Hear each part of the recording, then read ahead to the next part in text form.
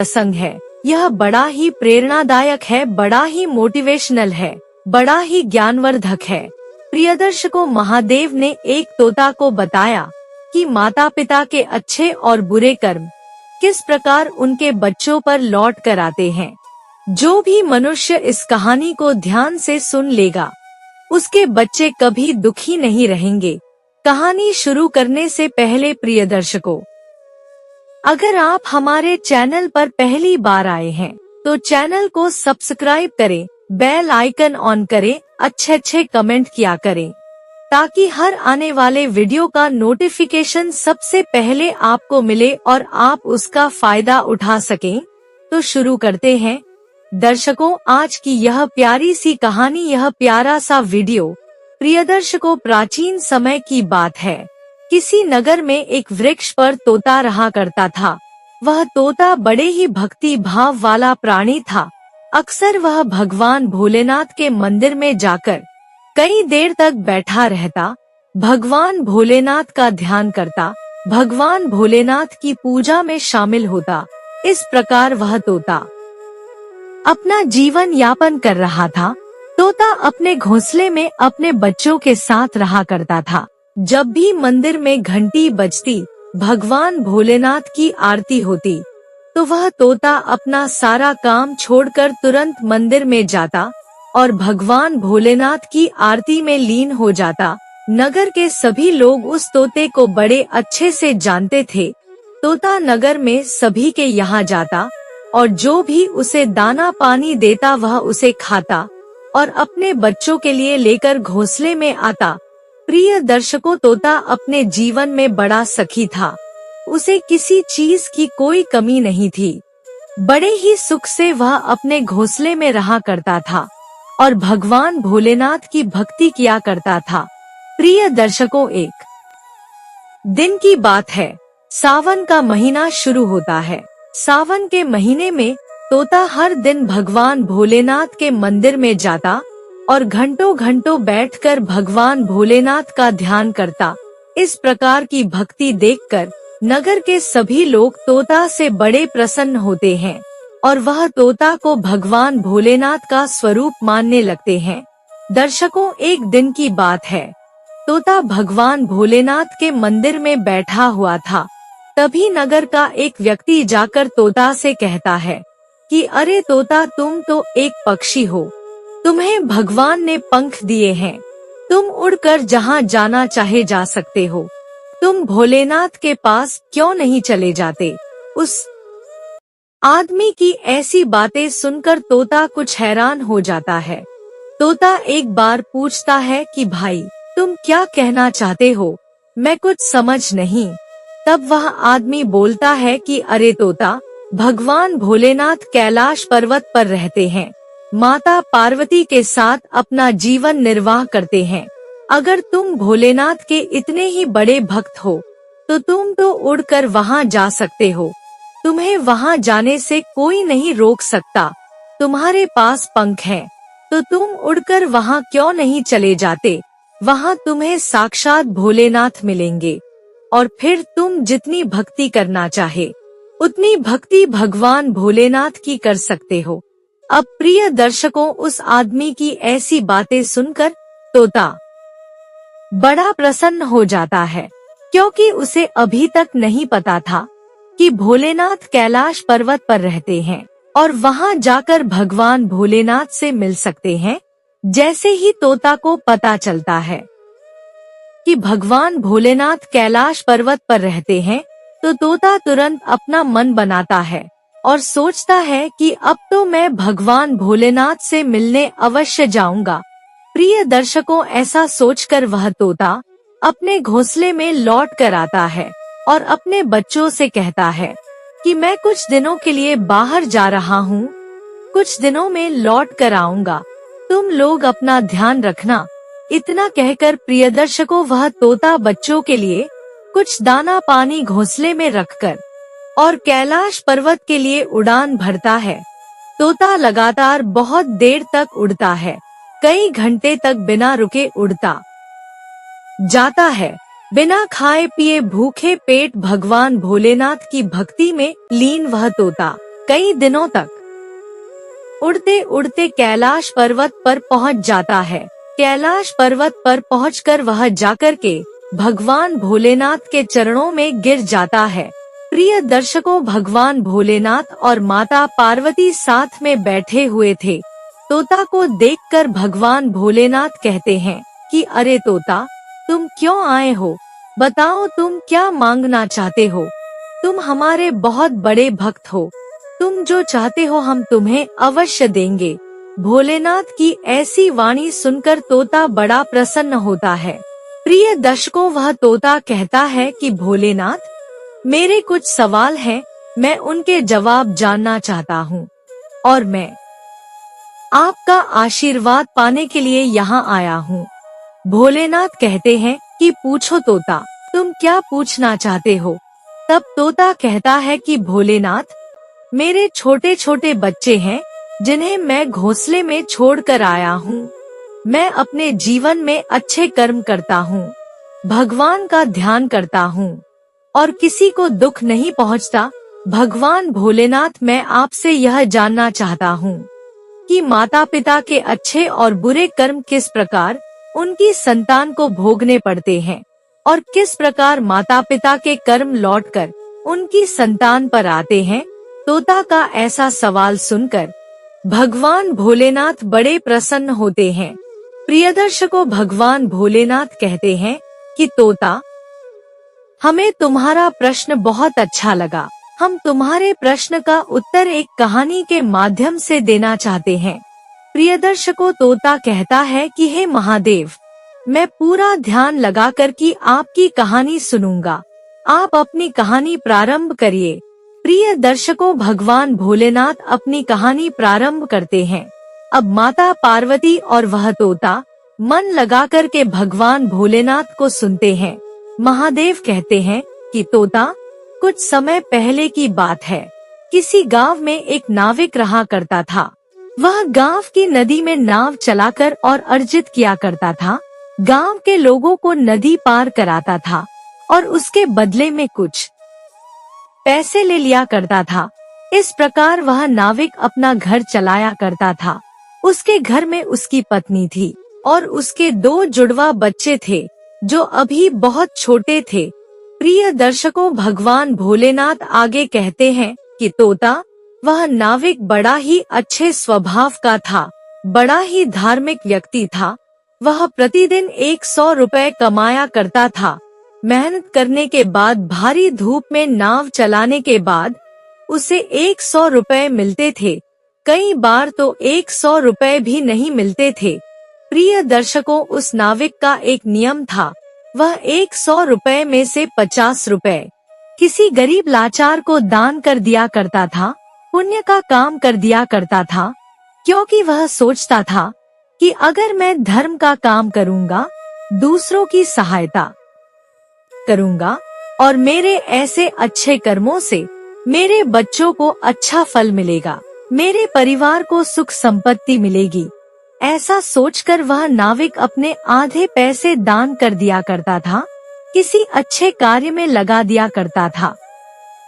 प्रिय दर्शकों, इधर वह नाविक की पत्नी इस बात से बड़ी दुखी रहती थी, क्योंकि 50 रुपए में उसके घर का खर्चा नहीं चलता था, बच्चों के लिए भोजन नहीं आता था।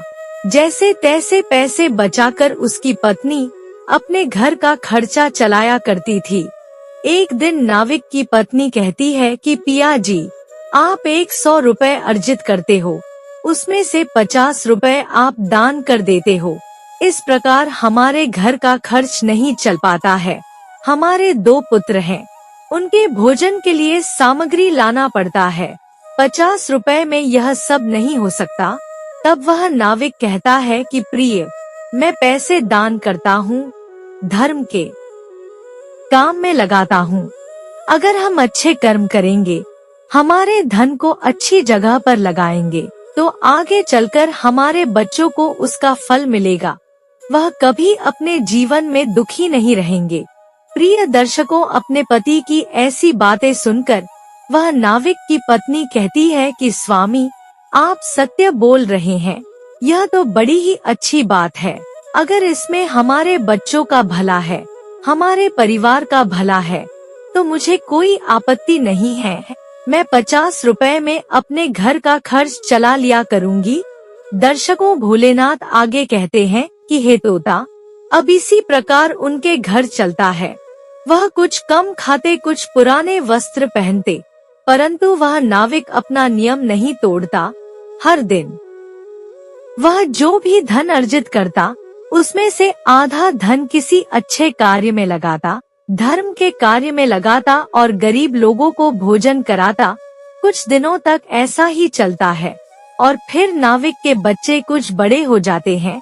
बच्चों को अब यह समझ में आने लगा था कि हमारे पिताजी अपना आधा धन दान कर देते हैं। प्रिय दर्शकों, एक दिन नाविक का एक पुत्र बोलता है कि पिताजी, आप ऐसा क्यों करते हो?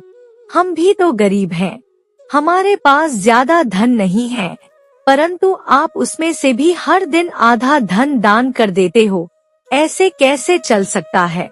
तब दर्शकों, नाविक की पत्नी अपने पुत्र को समझाती है कि बेटा, ऐसी बात नहीं है, अपने पिता से ऐसा नहीं बोलते। वह जो भी करते हैं तुम्हारे लिए करते हैं, तुम्हारे अच्छे के लिए करते हैं। प्रिय दर्शकों, अपनी माता की बात सुनकर वह पुत्र चुप हो जाता है। अब हंसी खुशी नाविक का परिवार अपना जीवन निर्वाह कर रहा था। किसी को कोई समस्या नहीं थी। एक दिन की बात है, नाविक कुछ वस्तु लेने के लिए शहर जाता है और शहर में जाने के बाद किसी दुर्घटना में उस नाविक की मौत हो जाती है, उसकी मृत्यु हो जाती है। प्रिय दर्शकों, इधर गांव पर जब नाविक की पत्नी को पता चलता है कि उसके पति के शहर में मृत्यु हो चुकी है, तो वह बड़ी दुखी होती है और रोने लगती है, बहुत विलाप करती है। वह सोचती है कि हम वैसा ही गरीब हैं, हमारे पास खाने के लिए कुछ नहीं है। हमारे पति नाव चलाकर कुछ धन अर्जित करते थे, परंतु अब हमारे दोनों पुत्र किस प्रकार अपना जीवन निर्वाह करेंगे? प्रिय दर्शकों, अब वह नाविक के पुत्र अपने पिताजी का अंतिम संस्कार करते हैं और नाविक की पत्नी अपने बच्चों की अच्छी परवरिश के लिए गांव में काम करने लगती है, दूसरों के यहाँ मजदूरी करने लगती है। इस प्रकार अब नाविक का परिवार बड़ा दुखी चल रहा था। उनके पास खाने के लिए ठीक से भोजन भी नहीं था। वह दोनों बच्चे भी बड़े दुखी रहते थे। एक दिन नाविक के बच्चे अपनी माँ से पूछते हैं कि माँ, हमारे पिताजी कहाँ चले गए? वह कब आएंगे? तब उनकी माँ कहती है कि बेटा, तुम्हारे पिताजी यमराज के पास चले गए हैं। अब जब यमराज चाहेंगे वह तभी वापस आ सकते हैं। अपनी माता की बात सुनकर दोनों पुत्र बड़ी सोच में पड़ गए। वह सोचने लगे कि पिताजी अगर यमराज के घर गए हैं तो हम उन्हें वापस लेकर आते हैं। पिताजी के बिना घर में अच्छा नहीं लग रहा है। ऐसा सोचकर वह दोनों पुत्र यमराज से मिलने की योजना बनाते हैं, परंतु वह अपनी माँ को नहीं बताते हैं, क्योंकि प्रिय दर्शकों, वह दोनों पुत्र जानते थे कि अगर हमने हमारी माँ को बताया तो वह हमें यमराज से मिलने नहीं जाने देंगी। इधर अगला दिन होता है और वह दोनों पुत्र अपनी माँ के जाने का इंतजार करते हैं। नाविक की पत्नी अपने घर के काम करने के बाद मजदूरी करने के लिए चली जाती है और माँ को जाता हुआ देखकर वह दोनों पुत्र योजना बनाते हैं कि हमें आज यमराज से मिलने के लिए चल देना चाहिए। पिताजी के बिना माँ बहुत दुखी रहती है और हम बहुत गरीब हो गए हैं। प्रिय दर्शकों, अब वह दोनों पुत्र माँ के जाते ही घर से निकल पड़ते हैं और निकलने के बाद सीधे जंगल के रास्ते जाते हैं। वह नहीं जानते थे कि हमें यमराज कहाँ मिलेंगे। वह तो बस चलते जा रहे थे, चलते जा रहे थे। जंगल में चलते चलते वह दोनों पुत्र बहुत थक चुके थे। कई देर से वह चल रहे थे। ऐसे में थक हार कर वह दोनों पुत्र एक बरगद के पेड़ के नीचे बैठ जाते हैं और आराम करने लगते हैं। तभी एक सर्प आता है और आकर के दोनों पुत्र के सामने रुक जाता है। प्रिय दर्शकों, भोलेनाथ आगे कहते हैं कि हे तोता, सर्प को देखकर वह दोनों पुत्र बहुत डर जाते हैं, एक दूसरे से चिपक कर और सर्प को भगाने लगते हैं। परंतु तभी वह सर्प कहता है कि पुत्र, तुम डरो नहीं, मैं तुम्हें कोई नुकसान नहीं पहुंचाऊंगा, मैं तो खुद बहुत दुखी हूँ। सर्प की बातें सुनकर वह पुत्र को शांत होते हैं।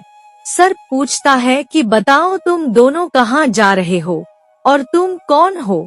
तब वह दोनों पुत्र बताते हैं कि सर्प, हम एक नाविक के पुत्र हैं और यमराज से मिलने जा रहे हैं। दोनों लड़कों की बात सुनकर सर्प कहता है कि अरे वाह, तुम अपने शरीर के साथ यमराज के पास जा रहे हो, यह तो बड़ी अच्छी बात है। परंतु तुम यमराज के पास जा ही रहे हो तो मेरे सवालों का जवाब भी लेते आना। तब वह पुत्र कहते हैं कि बताओ सर्प, तुम्हें क्या समस्या है, तुम्हारा क्या सवाल है? तब वह सर्प बताता है कि पुत्रों, मैं कई वर्षों से इसी योनि में पड़ा हूँ, कई पीढ़ियाँ गुजर गई परंतु मुझे मोक्ष की प्राप्ति नहीं हुई। मैं अपने जीवन को त्यागना चाहता हूँ। इस सर्प के जीवन से मैं बहुत तंग आ चुका हूँ। तब वह पुत्र कहते हैं कि सर्प, यमराज को हम तुम्हारी समस्या बताएंगे। सर्प कहता है कि तुम लौटते समय मुझे जरूर बताना कि किस प्रकार मैं अपना जीवन त्याग सकता हूँ। दर्शकों, लड़के सर्प से कहते हैं कि ठीक है, हम तुम्हारी बात यमराज तक पहुँचा देंगे। इतना कहकर वह दोनों पुत्र अब आगे बढ़ जाते हैं। जंगल में कुछ देर आगे चलने के बाद दोनों पुत्र के सामने एक खतरनाक भालू आकर खड़ा हो जाता है। भालू को देखकर दोनों पुत्र बहुत डर जाते हैं और भागने का प्रयास करते हैं। परंतु तभी वह भालू कहता है कि लड़कों, तुम कहाँ जा रहे हो? अब वह दोनों पुत्र बताते हैं कि भालू भाई, हम यमराज से मिलने जा रहे हैं। हम पास के ही गांव में रहते हैं और एक नाविक के पुत्र हैं। यमराज ने हमारे पिताजी को अपने पास बुला लिया है। हम अपने पिताजी को वापस लेने जा रहे हैं। दोनों लड़कों की ऐसी बातें सुनकर भालू कुछ सोच में पड़ जाता है। वह कहता है कि तुम दोनों अगर यमराज के पास जा ही रहे हो तो मेरे लिए एक सवाल पूछ लेना। वह पुत्र कहते हैं कि बताओ भालू भाई, तुम्हारा क्या सवाल है? हम यमराज से जरूर पूछेंगे। तब भालू कहता है कि मैं अपने जीवन से बड़ा दुखी हूँ। इस भालू के जीवन में कई वर्ष बिता चुका हूँ, परंतु मुझे मृत्यु की प्राप्ति नहीं हो रही है। मैं इस शरीर को त्यागना चाहता हूँ। तुम यमराज से पूछ कर आना कि किस प्रकार मेरा अंत होगा। वह दोनों लड़के भालू की बात सुनकर और आगे बढ़ जाते हैं। अब वह दोनों लड़के चलते हुए जाते हैं और चलते चलते एक नगर में पहुंच जाते हैं। नगर में जाने के बाद उन्हें नगर के बीच में कई लोगों की भीड़ दिखाई देती है। जब वह भीड़ में जाकर देखते हैं तो नगर का राजा वहां खड़ा हुआ था। राजा दोनों लड़कों को देखकर समझ जाता है कि यह इस नगर के नहीं है और कहीं दूर से आए हैं। राजा पूछता है कि बालक, तुम दोनों कहाँ जा रहे हो और कौन हो? राजा की बात सुनकर दोनों लड़के कहते हैं कि राजा साहब, हम दूसरे गांव से आए हैं और एक नाविक के पुत्र हैं। हम यमराज से मिलने जा रहे हैं। प्रिय दर्शकों, भोलेनाथ आगे कहते हैं कि हे तोता, दोनों पुत्र की बात सुनने के बाद राजा कहता है कि अगर तुम यमराज से मिलने जा रहे हो तो तुम यमराज से मेरा एक सवाल पूछ कर आना। राजा कहता है कि मैं इस नगर के लोगों के लिए कुआं खुदवाना चाहता हूँ, क्योंकि यहाँ पानी की समस्या है। पानी की बहुत कमी है, परंतु इतने कुएं खुदवाने के बाद भी किसी भी कुएं में पानी नहीं निकलता है। आखिर ऐसा क्यों है? इस बात का जवाब तुम यमराज से जरूर लेकर आना। तब वह दोनों लड़के कहते हैं कि राजा साहब, आप चिंता ना करें, हम यमराज से आपके सवाल का जवाब जरूर लेकर आएंगे। इतना कहकर प्रियदर्शकों, वह दोनों लड़के नगर से कुछ आगे बढ़ जाते हैं। नगर में आगे जाने के बाद उन्हें एक नदी मिलती है। अब वह नदी को पार करने के लिए नदी में उतरते हैं। तभी उन्हें एक बहुत बड़ी मछली दिखाई देती है। वह मछली बहुत बड़ी थी और वह दोनों लड़कों के पास आ जाती है। मछली को देखकर वह दोनों लड़के कुछ डर जाते हैं। तभी वह मछली कहती है कि तुम कहाँ जा रहे हो और कहाँ से आए हो? लड़के बताते हैं कि हम एक नाविक के पुत्र हैं और नदी पार करना चाहते हैं। हम यमराज से मिलने जा रहे हैं। मछली यह सुनकर बड़ी प्रसन्न होती है और कहती है कि पुत्रों, तुम मेरा एक सवाल यमराज से जरूर पूछना। मैं अपना जीवन त्यागना चाहती हूँ। कई वर्षों से मैं इस जल में मछली बनकर तैर रही हूँ, परंतु अब मैं अपने जीवन से बहुत दुखी हो चुकी हूँ। कई पीढ़ियाँ गुजर गई, परंतु मैंने अभी तक मृत्यु को प्राप्त नहीं किया है। तुम यमराज से पूछ कर आना कि किस प्रकार मेरी मृत्यु होगी। इतना कहकर प्रियदर्शकों वह मछली दोनों लड़कों को अपने ऊपर बैठा लेती है और कहती है कि चलो मैं नदी पार करा देती हूँ। अब मछली के ऊपर बैठकर वह दोनों लड़के नदी पार करते हैं। नदी पार करने के बाद प्रियदर्शकों एक दूसरा गांव आता है और उस गांव के बाहर एक कुटिया बनी हुई थी। कुटिया को देखकर वह दोनों लड़के बड़े प्रसन्न होते हैं, क्योंकि वह आराम करना चाहते थे। बहुत थक चुके थे। कई दिनों से लगातार वह चल रहे थे। वह दौड़ते हुए कुटिया के पास जाते हैं। कुटिया में एक बूढ़ा आदमी रहा करता था। वह कहते हैं कि बूढ़े बाबा, क्या हम आपकी कुटिया में कुछ देर आराम कर सकते हैं? हम बहुत दूर से चलकर आ रहे हैं और बहुत थक चुके हैं। प्रिय दर्शकों, वह बूढ़ा बाबा भी क्या करता, उसने उन्हें इजाजत दे दी और कहा कि तुम आराम कर सकते हो। अब वह दोनों लड़के कुटिया के अंदर जाते हैं और आराम करने लगते हैं, लेट जाते हैं। लेटने के बाद दोनों लड़के सपने में साक्षात यमराज के दर्शन करते हैं। यमराज खुद उनके सपने में आते हैं। क्योंकि प्रिय दर्शकों, भगवान सब जानते हैं, ढूंढने पर तो भगवान भी मिल जाते हैं। यह वाक्य सत्य हो जाता है। यमराज उन्हें दर्शन देते हैं और कहते हैं कि बताओ बालक, तुम क्या चाहते हो? कई दिनों से तुम मुझे ढूंढ रहे हो, मुझसे मिलना चाहते हो, इसीलिए मैं स्वयं तुमसे मिलने चला आया। बताओ मैं तुम्हारी क्या सहायता कर सकता हूँ? तब वह दोनों बालक कहते हैं कि यमराज, हम हमारे पिताजी को लेने आए हैं। हमारे पिताजी आपके पास हैं। आप हमें अपने पिताजी लौटा दीजिए। दोनों लड़कों की बात सुनकर वह यमराज कुछ मुस्कुराते हैं और कहते हैं कि बालक, तुम चिंता ना करो, तुम्हारे पिताजी कुछ दिनों में लौट आएंगे। यह सुनकर वह दोनों पुत्र बड़े प्रसन्न होते हैं और खुशी के मारे उछलने लगते हैं। तब यमराज कहते हैं कि बालक, क्या तुम और कोई प्रश्न पूछना चाहते हो? तो वह बालक कहते हैं कि हाँ यमराज, हम जब आपसे मिलने आ रहे थे तो हमें कई लोग मिले, कई प्राणी मिले। वह सब आपसे प्रश्न पूछना चाहते हैं, तो हम उनके प्रश्न लेकर आए हैं। दर्शकों, यमराज कहते हैं कि पूछो, तुम क्या पूछना चाहते हो? तब वह बालक कहते हैं कि यमराज, हमें सबसे पहले एक सर्प मिला था। वह सर्प अपने जीवन से बड़ा दुखी है।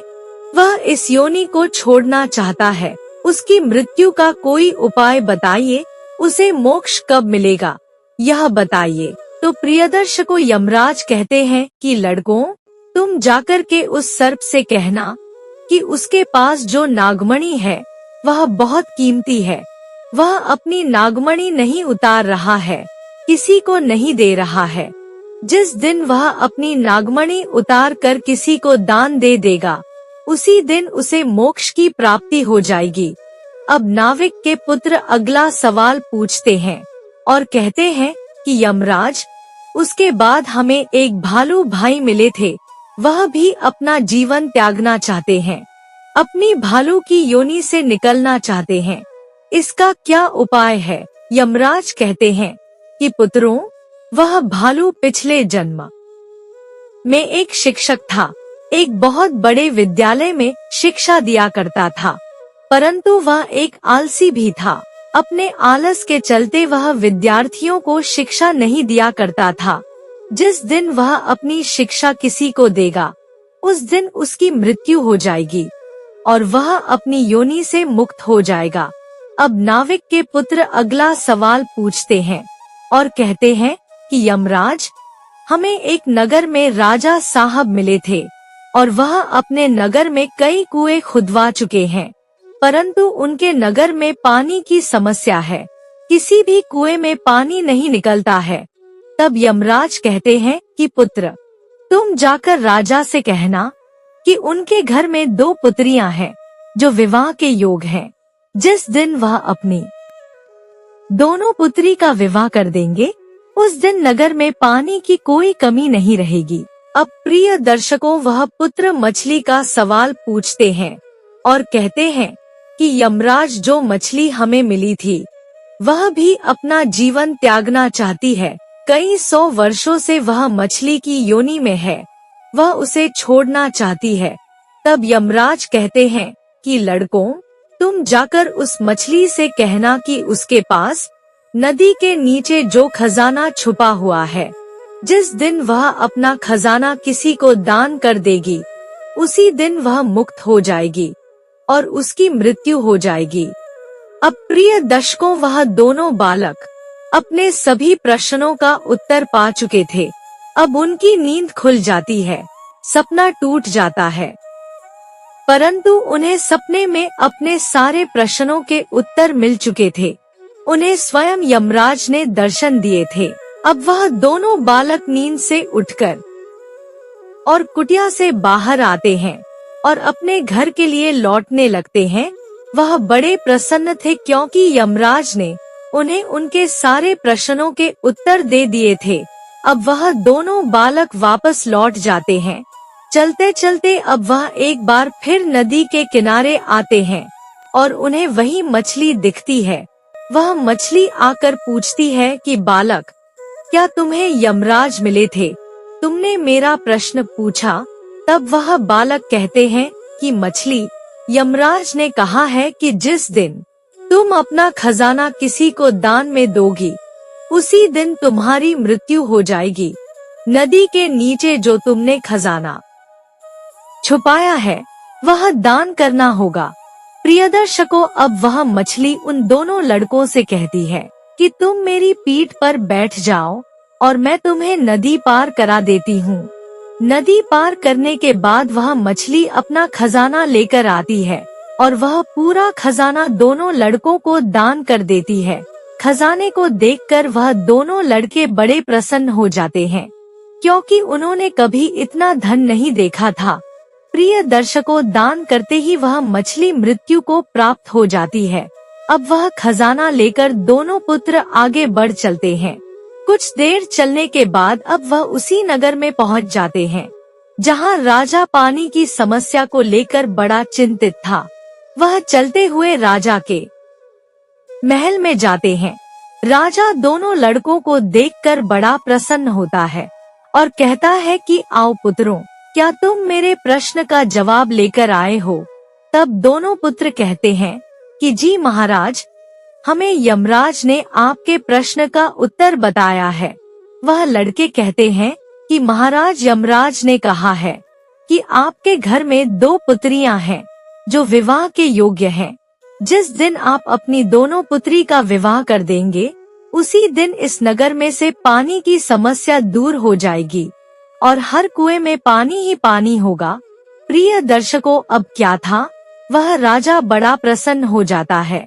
वह अपनी दोनों पुत्री का विवाह उन दोनों पुत्र से कर देता है। नाविक के दोनों पुत्र राजा की दोनों पुत्रियों से विवाह कर लेते हैं और राजा अपनी शाही गाड़ी में कई सिपाहियों के साथ बहुत सारा धन देकर अपनी पुत्री और अपने दामाद को विदा करता है। अब तो प्रिय दर्शकों, शाही अंदाज में नाविक के दोनों पुत्र चलते जा रहे थे। चलते चलते वह दोनों जंगल में पहुंचते हैं और जंगल में वह भालू उनका इंतजार कर रहा था। भालू को देखकर उनकी पत्नियां डर जाती हैं, परंतु वह दोनों पुत्र कहते हैं कि तुम डरो नहीं। यह भालू अपने प्रश्न का उत्तर जानना चाहता है, हमें इससे कुछ बात करनी है।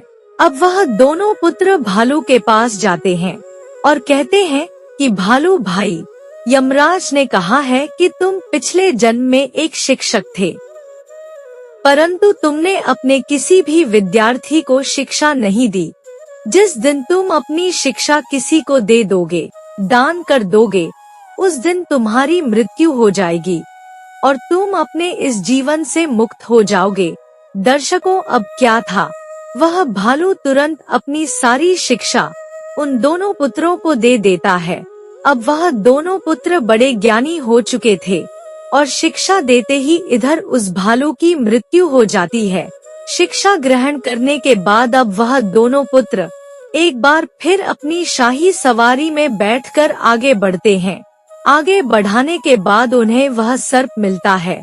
सर्प से वह कहते हैं कि सर्प, तुम्हारे पास एक बड़ी ही कीमती नागमणि है जो तुमने कभी किसी को नहीं दी। तुमने हमेशा अपनी नागमणि का घमंड किया। यमराज ने कहा है कि जिस दिन तुम अपनी नागमणि उतार कर किसी को दे दोगे, उसी दिन तुम अपने जीवन से मुक्त हो जाओगे। दर्शकों, अब वह नाग अपनी नागमणि निकालकर दोनों पुत्रों को दे देता है और इतना करते ही उसकी मृत्यु हो जाती है। अब नागमणि लेकर वह दोनों पुत्र एक बार फिर अपनी शाही सवारी में आगे बढ़ते हैं और कुछ देर चलने के बाद वह अपने गांव पहुंचते हैं। प्रिय दर्शकों, अपने पुत्र को आता हुआ देख उनकी माँ बड़ी प्रसन्न होती है। वह देखती है कि मेरे पुत्र अपनी पत्नियों को लेकर आए हैं, मेरी पुत्रवधू को लेकर आए हैं और बहुत सारा धन लेकर आए हैं, ऐश्वर्य लेकर आए हैं, शिक्षा लेकर आए हैं, ज्ञान लेकर आए हैं। अब प्रिय दर्शकों, नाविक के पुत्र और उसकी पत्नी बड़े ही सुखी थे। उनके जीवन में किसी प्रकार की कोई कमी नहीं थी। उनके पास इतना धन था कि उनकी कई पीढ़ियां बैठकर खा सकती थी, परंतु अपने ज्ञान के चलते वह दोनों पुत्र बड़ा ही अच्छा व्यापार खड़ा करते हैं, बहुत बड़ा व्यापार करते हैं और अब उनके पास किसी चीज की कोई कमी नहीं थी। गांव में बहुत बढ़िया मकान था, शहर में भी एक मकान था। तब वह नाविक की पत्नी अपने बच्चों को कहती है कि पुत्र, देखा किस प्रकार तुम्हारे पिता के अच्छे कर्म लौट कर आए हैं और हम गरीब से आज इतने धनवान बन गए हैं। जहां हमारे पास एक कुटिया थी, आज हमारे पास कई मकान हैं, इतना बड़ा व्यापार है। इसीलिए तुम्हारे पिताजी हर दिन दान किया करते थे, अच्छे कर्म किया करते थे, क्योंकि वह जानते थे कि माता पिता के कर्म लौटकर संतान पर आते हैं। इसलिए माता पिता को हमेशा अच्छे काम करने चाहिए। प्रिय दर्शकों, महादेव इतनी कहानी उस तोता को सुनाते हैं और तोता को यह कहानी बहुत पसंद आती है। तोता को बात समझ में आ चुकी थी कि किस प्रकार माता पिता के कर्म लौटकर संतान पर आते हैं। प्रिय दर्शकों, कहानी सुनकर तोता महादेव और माता पार्वती का आशीर्वाद लेता है और लौटकर अपने नगर को आ जाता है और अपनी भक्ति में एक बार फिर लीन हो जाता है।